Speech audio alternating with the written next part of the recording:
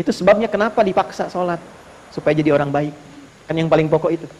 Coba Bapak Ibu cek. Amalan pertama yang memaksa kita untuk jadi orang baik itu sholat. Nanti puasa, zakat, haji belakangan. Makanya kenapa anak usia 7 tahun khususnya tegas diminta, dilatih, dididik untuk sholat dengan benar. Kenapa? Supaya tumbuh jadi orang baik. Kepada Allahnya dia baik, kepada orang tuanya dia berbakti, kepada lingkungannya dia baik. 10 tahun masih sulit, diapakan Bu? Main pukul aja. Saya bingung sama ibu hari ini. Anak kurang baik dipukul. Doroba yadribu itu tidak selalu memukul. Idrib itu artinya buat pelajaran sampai mengerti. Innallaha la yastahi ayyadriba mathala. Di situ ngasih contoh. Al-Baqarah ayat 26. Allah memberikan contoh, berikan contoh pada anak supaya dia mengerti kalau meninggalkan sholat akibatnya begini. Kalau di Arab tradisinya pukul-pukul biasa. Ya, kita dibalik bisa dengan contoh yang lain. Boleh nggak sholat, tapi uang jajan hilang hari ini. Pada anak-anak yang masih memikirkan jajanan, cari supaya dia mengerti pentingnya sholat. Buya, kenapa harus sholat? Ahmad tanya, supaya Allah sayang dengan mas. Kalau Allah sayang, nanti mainan dikasih. Buya dikasih sehat, Bunda dikasih sehat, kita bisa jalan-jalan lagi. Ayo udah sekarang kita sholat. Nanti waktunya belum tiba. Supaya mengerti. Nah, itulah di awal itu sejak TK itu sholat. Supaya jadi anak baik. Alhamdulillah di Indonesia ini sudah advance, TK sudah manasik. Betul ya? Gak apa-apa, gak salah, tidak salah ya. Cuma sholatnya diperbaiki. Nah, kalau sudah demikian, terbentuklah sifat baik yang muncul dari iman.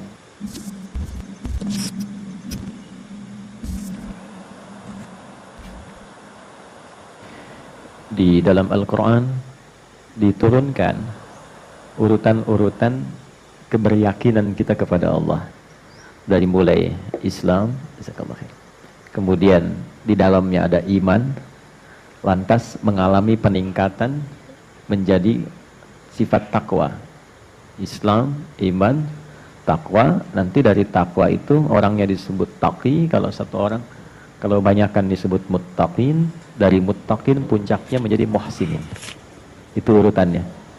Nah, nanti dilihat sampai pagi ini kita di level yang mana. Ya, karena keripik aja ada levelnya sekarang. Ya? Nah, demikian keimanan juga seperti itu.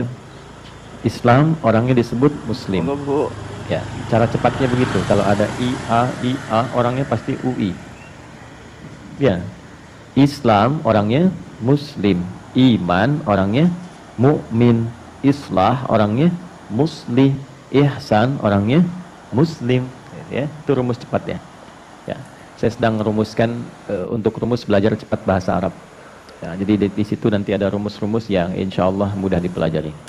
Kembali lagi, level pertama Islam orangnya disebut muslim bagi yang, ini poinnya, telah bersyahadat dengan lisannya dan mengikrarkan dengan lisan itu kebertuhanannya kepada Allah dan menetapkan sosok Nabiullah Muhammad SAW sebagai Rasul terakhir.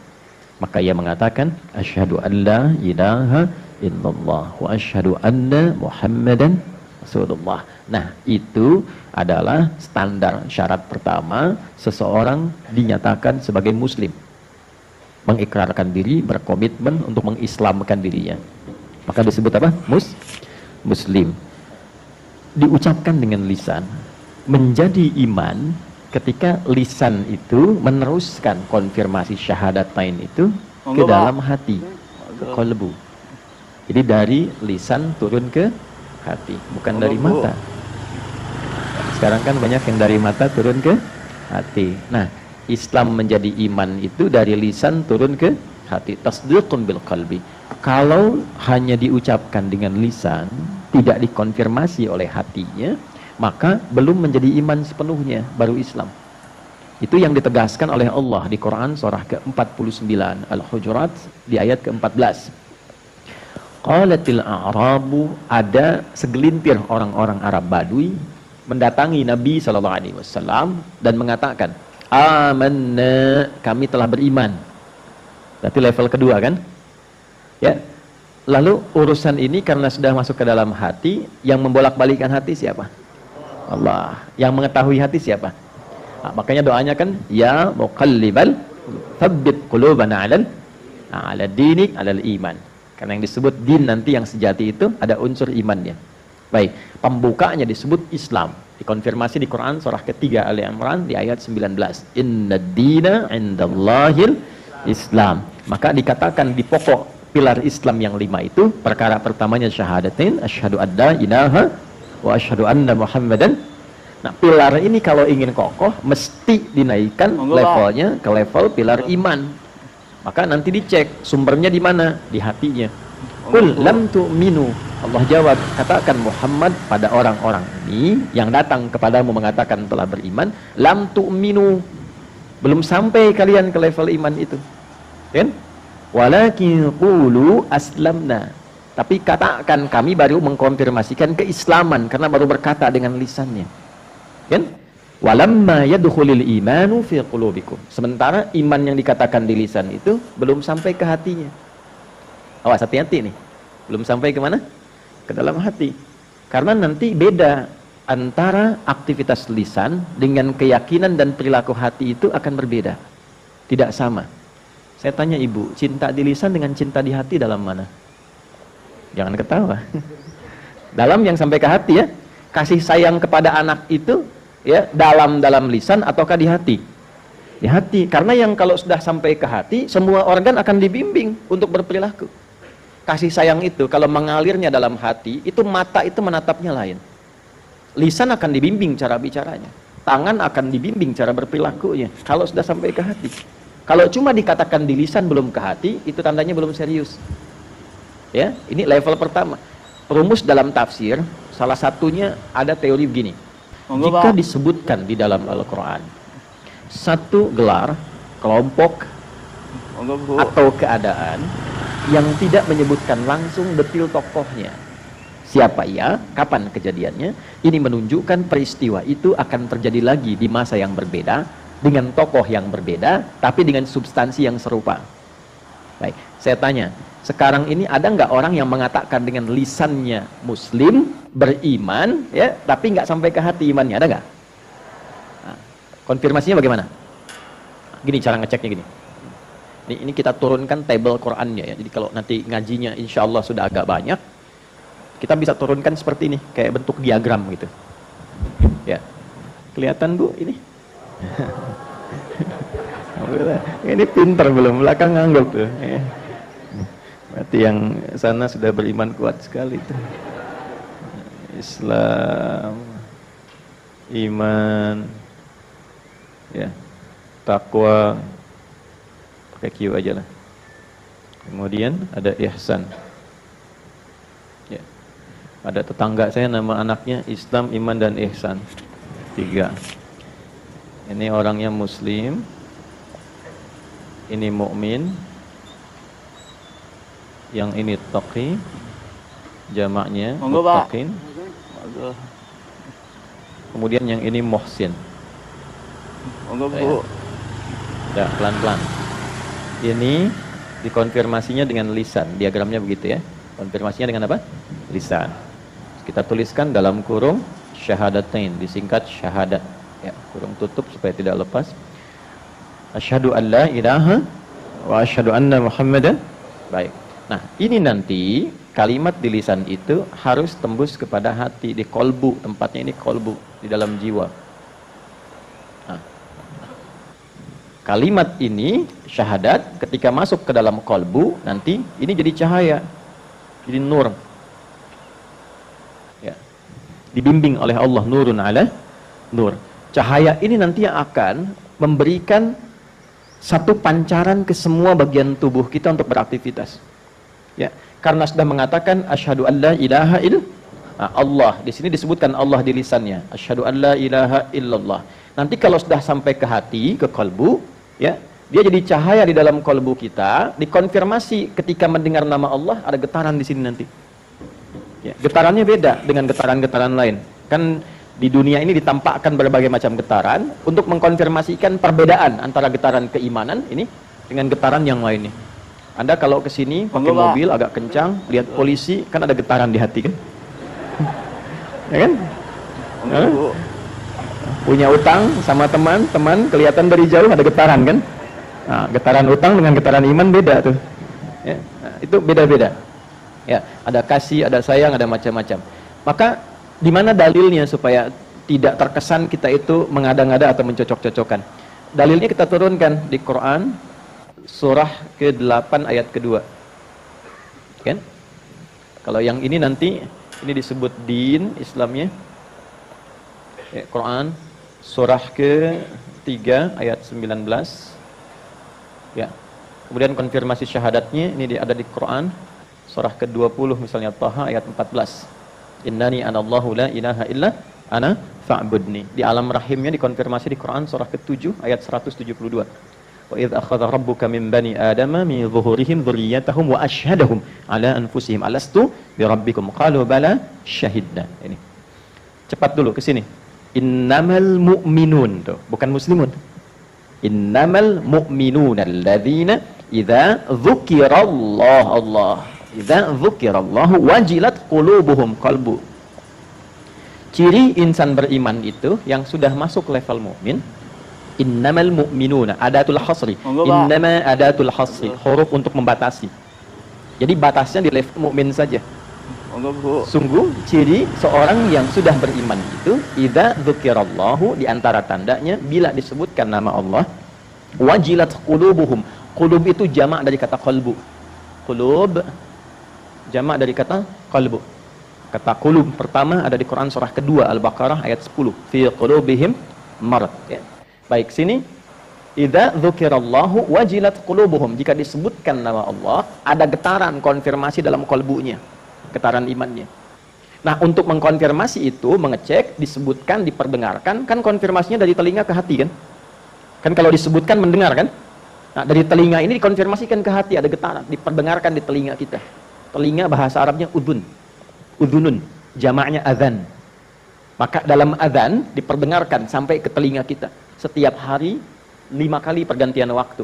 Dari subuh, awal kita beraktivitas, sampai ke malam ke isya. 5 kali. Subuh, zuhur, asar, maghrib, isya. Jadi pagi dicek ada iman nggak? Ke siang ada iman nggak? Ke sore ada iman nggak? Menjelang malam ada iman nggak? Sampai mau tidur beriman nggak? Ya, karena nanti iman itu dijaga dengan level keislamannya. Wala tamutunna illa wa antum, jangan sampai wafat kecuali menjadi apa? Muslim. Muslim di situ nanti disandingkan dengan takwa, bukan sekedar muslim, tapi muslim yang sudah membawa sifat takwa. Itu yang di Ali Imran di ayat ke berapa? 102. Iman disebutkan, takwa disebutkan, Islam disebutkan. Ya ayyuhalladzina amanu iman ittaqullaha haqqa tuqatih, takwa wala tamutunna illa wa antum muslimun. Karena begini, kata Nabi, ada yang paginya itu iman masih ada, sorenya sudah hilang. Yusbihu mu'mina wa yumsi kafira. Atau sebaliknya. Nah, karena itu diperdengarkan di telinga kita untuk mengonfirmasi imannya masih ada enggak. Sekarang dalam azan itu, kalimat azan yang pertama yang disebutkan apa? Allahu Akbar, Allahu Akbar. Ketika mendengar itu, kalau sudah ada iman, itu konfirmasinya dari hati, bukan dari lisan. Hatinya bergetar. Baru nanti diteruskan ke lisan dengan suara fitrah, ya Allah sudah azan. Semakin kuat imannya, semakin berbeda getarannya. Jadi kalau dengar begini, Allahu Akbar, hati bergetar, lisan berkata, ya Allah sudah azan. Itu adalah iman standar.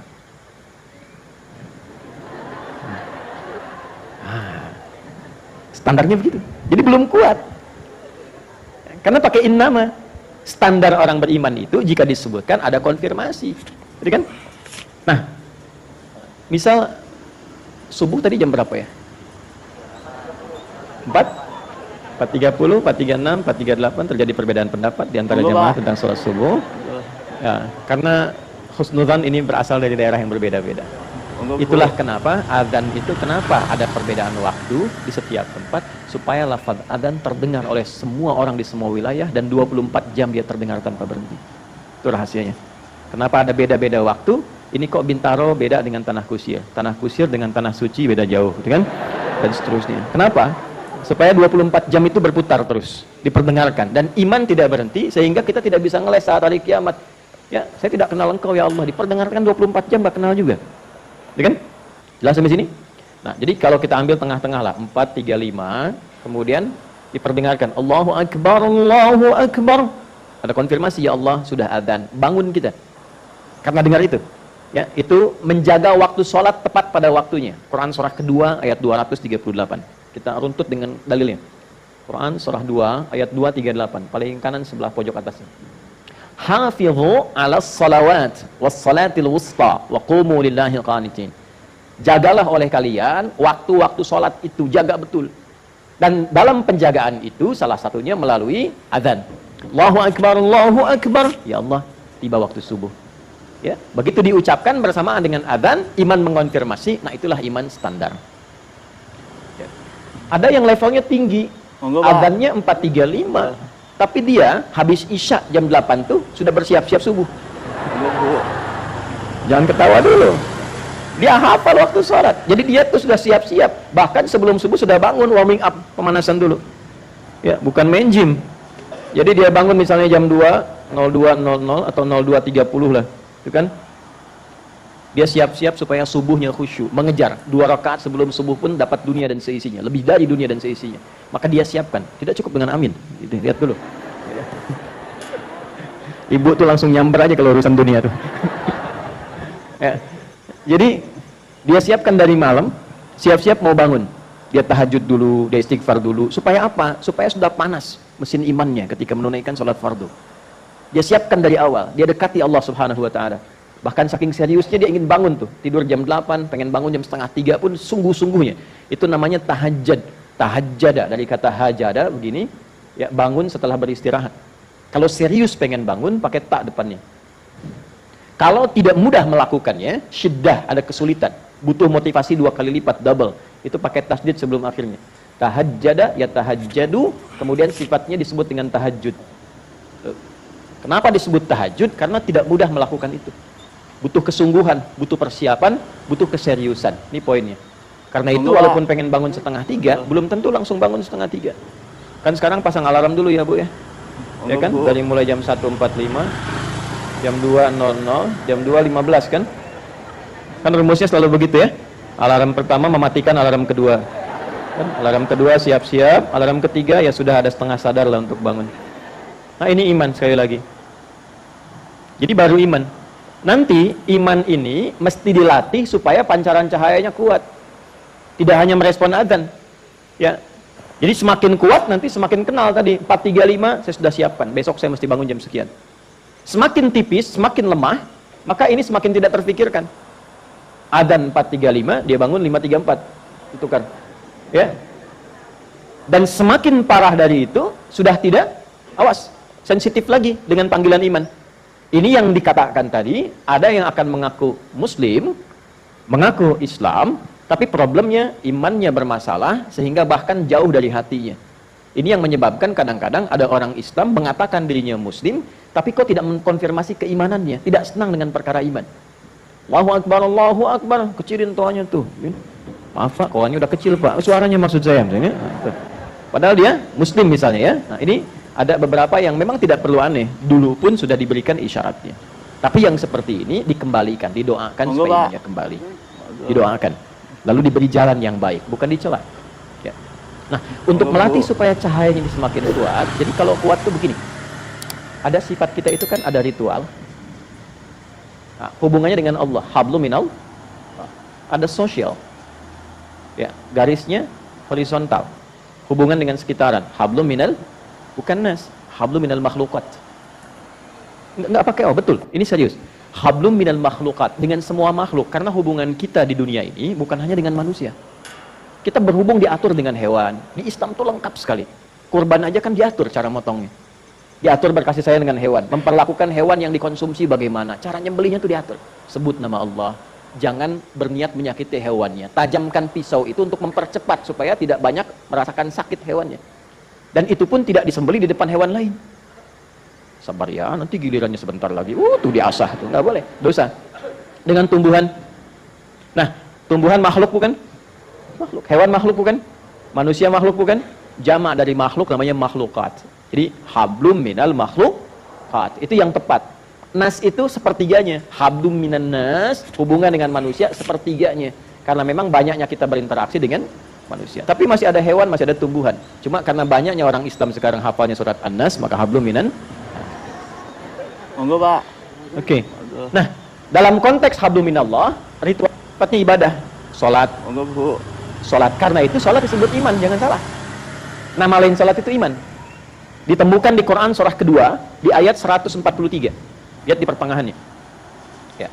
Salat itu disebut dengan iman. Wa ma kana Allahu liyudhi'a imanakum. Dan Allah tidak akan menyia-nyiakan salat kalian yang dilakukan karena iman itu. Jadi kalau sudah masuk ke dalam hati, Allahu Akbar, dikonfirmasi lewat hatinya, qalbunya, diteruskan untuk merespon perintah ini. Jelas? Nah, jadi kalau kita teruskan untuk merespon ini konfirmasi iman yang benar. Karena itu setelah syahadat disebutkan Allah, larinya ke sholat. Toha kembali ke ayat 14, innani anallahu la ilaha illa ana, sampai di situ syahadat. Fa'budni, sampai di situ ke iman, konfirmasi. Wa aqimis sholata li dzikri, ke sini skemanya, pembuktiannya. Jelas sampai di sini? Nah, ini latihan.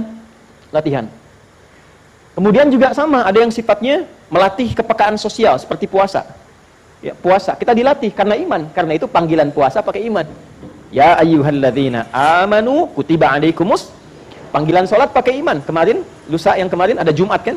Jumat itu dipanggilnya pakai iman.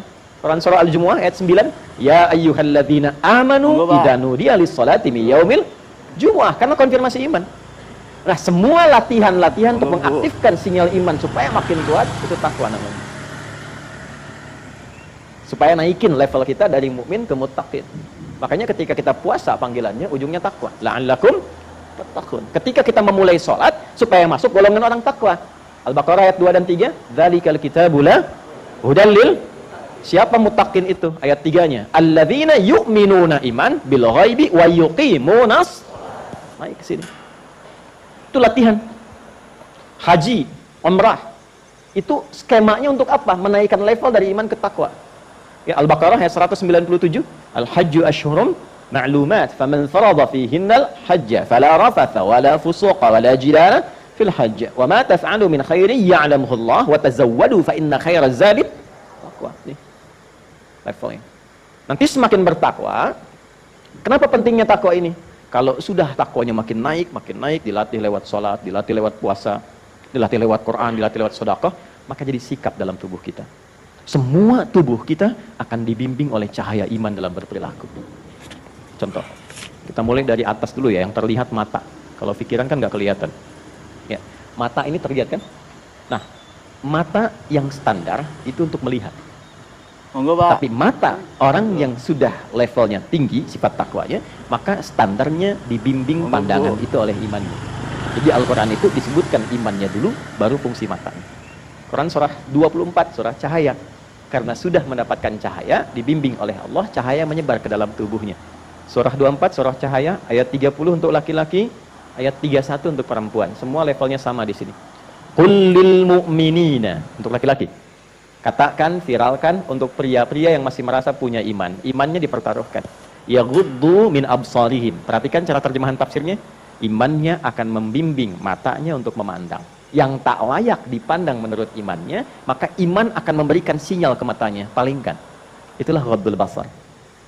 Untuk perempuan, ayat 31-nya, wa kullil mu'minati yaghdudna min absarihinna. Dan viralkan pada perempuan-perempuan yang merasa punya iman. Matanya akan dibimbing oleh imannya bagaimana cara memandang. Jika dikonfirmasi oleh iman tak boleh dipandang, palingkan.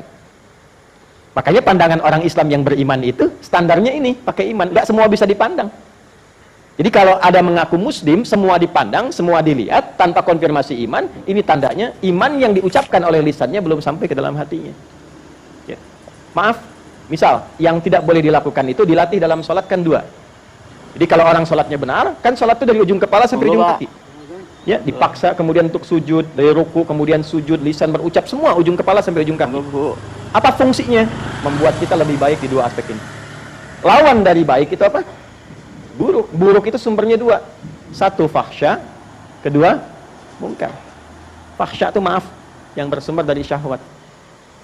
Pornografi, porno aksi, LGBT, zina, kata-kata jorok, selingkuh, dan sebagainya. Ya, jadi nggak mungkin ada orang Islam yang beriman itu bisa melihat gambar-gambar yang mereaksi kepada syahwatnya. Ya, itu mustahil. Mustahil. Ya, jadi begitu kemudian misal lihat YouTube tuh tiba-tiba ada gambar yang tidak etis menurut imannya. Bukan menurut matanya. Karena bagi sebagian orang itu biasa-biasa saja. Tapi kata imannya itu bukan yang layak untuk dipandang. Palingkan, palingkan. Itu standar. Sampai sejauh ini saya mau katakan, maksud saya ini kan baru mukaddimah, kita belum mulai, kan? Maksud saya, kita itu ngaji sudah berapa edisi sampai detik ini, levelnya ada di mana gitu. Kalau sampai level 2 saja ini sudah bagus, nggak akan ada yang korupsi. Betul. Ya, betul. Sebab ketika melihat yang bukan haknya, itu imannya mengatakan itu bukan punya kamu. Nggak akan ada yang kehilangan sendal. Ya walaupun bagus untuk dilihat saja, tapi imannya mengatakan memang bagus, tapi bukan punya kamu. Itu poinnya. Itu baru mata. Nanti dari mata turun ke hati lagi, lisan. Sini dulu. Ibu tak kenapa sebetulnya? Kesini kan dengan suaminya masing-masing. Dari mata turun ke lisan, Bu. Tuh. Coba apa fungsi lisan? Fungsi lisan apa? Lisan untuk bicara, untuk berkata. Tapi lihat standarnya, kalau sudah pakai iman, standarnya lain. Turun Quran surah 49, Al-Hujurat, ayat 11 sampai 12 saja, contoh saja dulu. Ya ayyuhalladzina amanu, hei pemilik iman dengan semua levelnya. Nah, terjemahan milenialnya begitu. Hei semua pemilik iman dengan segala levelnya. Karena kalau dibaca pakai nahu begini, ya harfun nida, linida'il qarib, mutawassit wal ba'id. Paham? Tidak.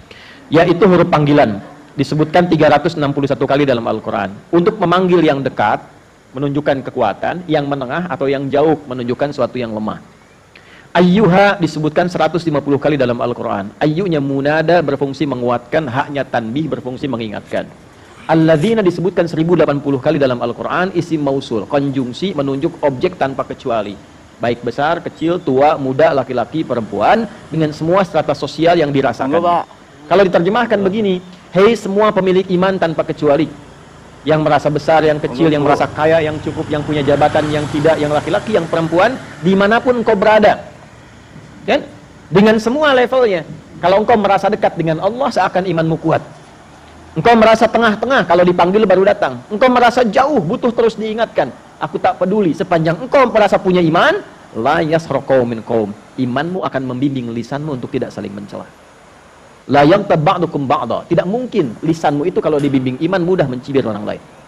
Bikin hoax, gibah. Saya tidak, Ustaz. Bagus. Enggak seperti ibu itu tuh. Ibu itu mah kalau bicara sama. Nanti detailnya dikonfirmasi oleh Nabi dalam kalimat beliau sallallahu alaihi wasallam. Perhatikan kalimatnya. Perhatikan.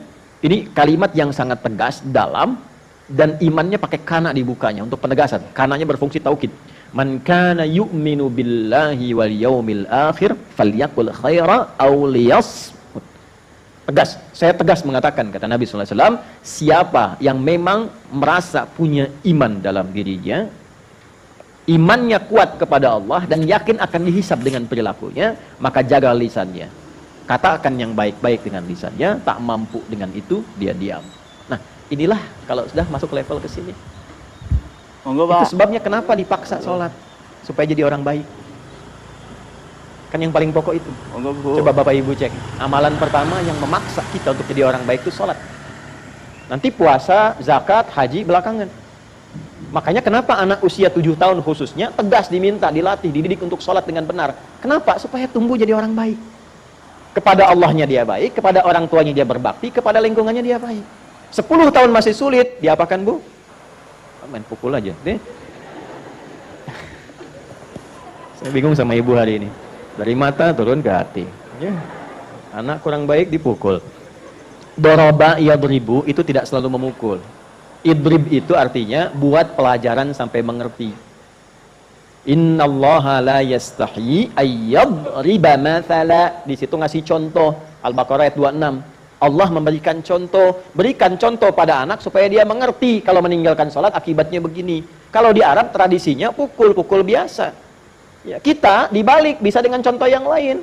Boleh nggak sholat, tapi uang jajan hilang hari ini. Pada anak-anak yang masih memikirkan jajanan, gitu. Cari supaya dia mengerti pentingnya sholat. Buya kenapa harus sholat? Ahmad tanya, supaya Allah sayang dengan mas. Kalau Allah sayang, nanti mainan dikasih. Buya dikasih sehat, bunda dikasih sehat, kita bisa jalan-jalan lagi. Ya udah sekarang kita sholat. Nanti waktunya belum tiba. supaya mengerti. Nah, itulah di awal itu sejak TK itu sholat. Supaya jadi anak baik. Alhamdulillah di Indonesia ini sudah advance, TK sudah manasik. Betul ya? Nggak apa-apa, nggak salah, tidak salah ya. Cuma sholatnya diperbaiki. Nah, kalau sudah demikian, terbentuklah sifat baik yang muncul dari iman. Ya, di luar iman juga ada yang baik, itu dorongan fitrah. Ya. Apa diantaranya? Fitrah itu kecenderungan untuk pada kebenaran. Yang belum beriman pun yang baik banyak. Ya, yang jujur ada nggak yang belum beriman? Ada. Ya, yang suka sedekah ada. Ada, suka membantu sosial. Itu ada, tapi bukan karena dorongan iman. Ya, karena zina pun masih, mabuk pun masih. Ya kan? Dan ritualnya pun ya tidak kuat. Tidak terhubung dengan Allah. Itu poinnya. Jadi iman itu menghubungkan secara ritual, ya, aspeknya vertikal, habdu minallah, dan juga sosial. Ada keseimbangan, dua sayap di dalamnya. Jadi bukan cuma sosialnya baik, ritualnya jelek. Ya, jangan salah menyimpulkan, karena ada orang yang, maaf ya, konstruksi akalnya itu kurang sehat. Dia mengatakan untuk berapa beriman, yang tidak beriman juga banyak yang baik. Coba dicek, baiknya itu baik sosial atau baik ritual. Kalau cuma baik sosialnya saja, tidak ritualnya, belum iman di dalamnya. Atau ada orang kelihatan baik ritualnya, tahajud iya, kelihatan, suka puasa iya, tapi lisannya nggak bagus, ya belum sempurna juga imannya. Dan itu akan saling mengambil, itu di hadis Muslim, dikonfirmasi oleh Nabi. Karena itu di akhirat disebut muflis, orang bangkrut, yang tidak seimbang keimanannya antara aspek spiritual dengan sosial. Misal ya, ada orang sholat, tapi juga lisannya tajam mencela. Udah selesai sholat, nggak tanggung-tanggung yang dicela imamnya. Mentang-mentang baru pulang dari Arab, bacanya surat Ar-Rahman itu kan. Ya, emang masjid kitanya juga Al-Ikhlas, dianya bacanya Ar-Rahman, kan? Terus dibicarakan, itu pahala sholatnya langsung dipindahkan kepada yang dicela. Jadi kalau mendapatkan celaan, nggak usah marah. Ya, kalau memang Anda merasa tidak ada celaan itu pada diri Anda. Kalau nggak merasa seperti itu, nggak usah marah. Imam Syafi'i kenal? Ayo, bagus. Memang perkara iman itu unik tuh. Imam Syafi'i itu kedatangan koleganya mengatakan begini, ya imam, orang itu bermasalah, di depan Anda itu baik-baik, cium tangan, senyum-senyum, di belakang tuh menjelek-jelekan. Apa kata Imam Syafi'i? Alhamdulillah. Bingung orang ini, kok alhamdulillah? Artinya saya masih punya wibawa. Orang itu tidak menjelek-jelekan saya di depan saya, artinya saya berwibawa. Jadi kalau sudah levelnya naik seperti itu, berpindahlah dari takwa menjadi ihsan. Muhsin. Apa itu ihsan? Anta'budallaha ka'annaka tarahu fa illam takun tarahu fa innahu yarak. Naik levelnya menggunakan seluruh tubuhnya untuk ibadah kepada Allah. Memandangnya karena ibadah, karena Allah perintahkan. Bukan hanya sekedar imannya, Allah perintahkan saya. Kalau nggak diperintahkan, nggak akan saya lakukan. Allah yang perintahkan saya untuk datang. Kalau nggak diperintahkan, nggak akan datang. Allah perintahkan saya untuk berkata yang baik. Kalau Allah nggak perintahkan, nggak akan saya lakukan. Karena saya merasa ketika saya berkata, Allah mengawasi saya, walaupun saya tak bisa melihatnya. Saya niatkan untuk ibadah, bukan sekedar berperilaku. Itulah ihsan. Kalau sudah seperti itu, semua diterimanya enak sekali. Makanya Nabi komennya begini. Itu langsung like and subscribe saja. Kata Nabi, ajaban li amril mu'min. Orang beriman itu kalau sudah mantap imannya, perkara hidupnya mengagumkan. Kalau dia mendapatkan sesuatu, maka dia cepat syukuri itu. Jadi cara timbangannya bukan dengan sifat riya, bukan pamer, bukan update status. Dia rasakan sebagai amanah, ujian baru. Gimana mensyukurinya? Punya baju baru dia pakai, dia tunaikan sholat dulu. Terima kasih ya Allah yang telah memberikan aku kelengkapan untuk menyembahmu dalam kehormatan. Diberikan kendaraan dia pakai untuk menunaikan sholat. Dia pakai ke ta'lim dulu. Untuk mensyukuri. Itu rumus. Jadi begitu dihisab, kalimat pertamanya kan dari mana dapat, kemana digunakan. Ya Allah, dapatnya engkau sangat ketahui. Ya, telah diputarkan rekamannya. Kemana aku gunakan? Pertama kali aku gunakan untuk sujud kepadamu. Itu indah kalimat itu. Kan ada orang sekarang kalau bikin baju baru kan buat kondangan aja. Ya kan? Jangan-jangan di sini orangnya. Ya kan? Enggak apa-apa.